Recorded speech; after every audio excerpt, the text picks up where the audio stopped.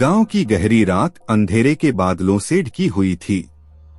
चंदनी की कमी में गांव की गलियों में बसी हुई चुप्पी से गहरा डर महसूस हो रहा था। वहां का वातावरण ऐसा था कि हर कोने से डर की गुहार सुनाई देती थी और लोग अपने घरों में सुरक्षित महसूस करने के लिए उत्सुक थे। गांव में एक अंधा बूढ़ा व्यक्ति रहता था जिसका नाम था माधव। माधव गांव का सबसे बड़ा भूतिया मकान में अकेला रहता था। वह बूढ़ा, अकेला और गांव वालों के लिए रहस्यमय था। उसके बारे में गांव वाले कहते थे कि वह अजीब अजीब आवाजें सुनता है रात के समय और उसके साथी होते हैं जिनको कोई नहीं देख सकता।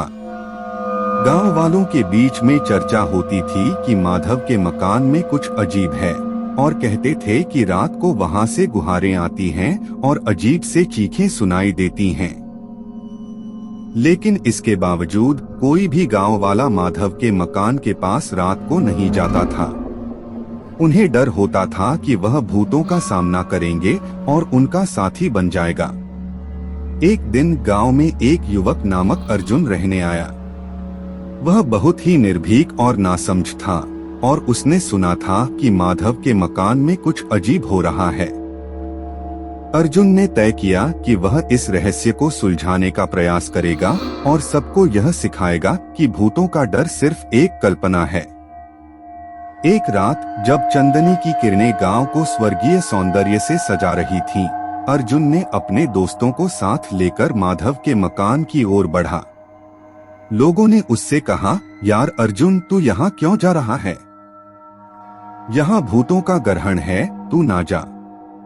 अर्जुन ने मुस्कुराते हुए कहा, तुम लोग डर के मारे हुए हो, मैं तुम्हें दिखाऊंगा कि यहाँ कुछ नहीं है। माधव के मकान के पास पहुँचते ही अर्जुन ने एक पुराने दरवाजे को खोला और मकान के अंदर घुसा। वहाँ अंधेरा था और सुनसानी थी।